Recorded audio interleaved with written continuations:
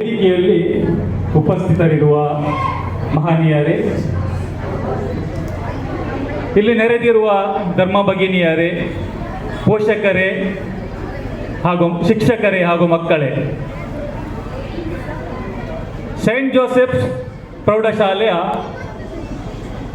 ಈ ವಾರ್ಷಿಕೋತ್ಸವ ಸಂದರ್ಭದಲ್ಲಿ ತಮಗೆಲ್ಲರಿಗೂ ಶುಭಾಶಯಗಳನ್ನು ಪ್ರಪ್ರಥಮವಾಗಿ ಕೋರುತ್ತೇನೆ.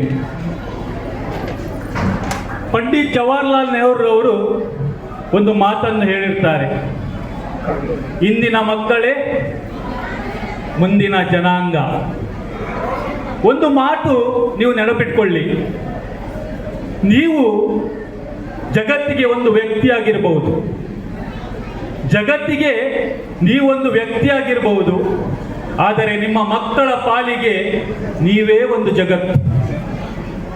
ನೀವು ಯಾವ ದಾರಿಯನ್ನು ನಿಮ್ಮ ಮಕ್ಕಳಿಗೆ ತೋರಿಸ್ತೀರೋ ಅದೇ ದಾರಿಯಲ್ಲಿ ಈ ಜಗತ್ತು ಸಾಗುತ್ತದೆ.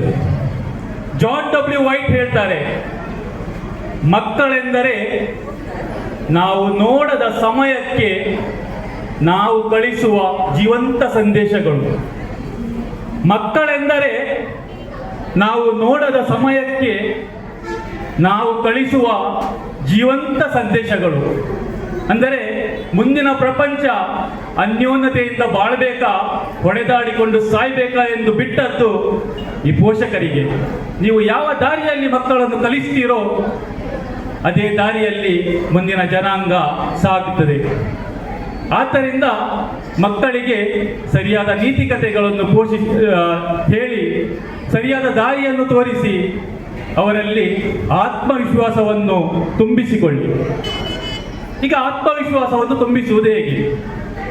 ಒಂದು ಉದಾಹರಣೆಯನ್ನು ಹೇಳ್ತೇನೆ. ಎಕ್ಸಾಮ್ ಅಲ್ಲಿ ನಮ್ಮ ಮಗುವಿಗೆ 50 ಅಂಕ ಬಂದಿದೆ, ನೆರೆ ಮನೆಯವನಿಗೆ 90 ಬಂದಿದೆ. ಏನು ಮಾಡ್ತೇವೆ? ಸರಿ ಬೈಯುವುದು, ಇದು ಯಾವುದಕ್ಕೂ ಪ್ರಯೋಜನ ಇಲ್ಲ.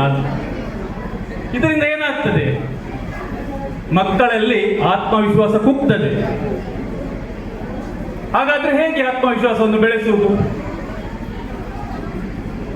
ಇವತ್ತು ಮನೆಗೆ ಹೋದ ಮೇಲೆ ಎಲ್ಲರೂ ಕಳೆದ ಎಕ್ಸಾಮ್ ಅಲ್ಲಿ ನಿಮ್ಮ ಮಕ್ಕಳಿಗೆ ಎಷ್ಟು ಅಂಕ ಬಂದಿದೆ ಎಂದು ಒಂದು ಪಟ್ಟಿ ಮಾಡಿ, ಬೇರೆ ಬೇರೆ ಸಬ್ಜೆಕ್ಟ್ ಅಲ್ಲಿ ಎಷ್ಟೆಷ್ಟು ಅಂಕ ಬಂದಿದೆ ಅಂತ. ಉದಾಹರಣೆಗೆ ವಿಜ್ಞಾನದಲ್ಲಿ ಒಂದು 50 ಅಂಕ ಬಂದಿದೆ, ಅವರಿಗೆ ಒಂದು ಟಾರ್ಗೆಟ್ ಕೊಡಿ, ಮುಂದಿನ ಎಕ್ಸಾಮ್ ಅಲ್ಲಿ 55 ಅಂಕ ತರಬೇಕು. ನಿಮಗೆ ಒಂದು ಬಹುಮಾನ ಉಂಟು, ಒಂದು ಚಿಕ್ಕ ಬಹುಮಾನ ಘೋಷಿಸಿ, ಒಂದು ಪೆನ್ನ, ಪೆನ್ಸಿಲೋ, ಅಥವಾ ಅವರಿಗೆ ಇಲ್ಲಿ ಆಡ್ಲಿಕ್ಕೆ ಹೋಗ್ಬೇಕಾ, ಇಲ್ಲಿಗೆ ಕರ್ಕೊಂಡು ಹೋಗ್ಬೇಕಾ, ಒಂದು ಚಿಕ್ಕ ಬಹುಮಾನವನ್ನು ಘೋಷಿಸಿ. ಇದರಿಂದ ಅವರಿಗೆ ಆ ಟಾರ್ಗೆಟ್ ಅಚೀವ್ ಮಾಡಲಿಕ್ಕೆ ಬಹಳ ಸುಲಭ ಆಗ್ತದೆ.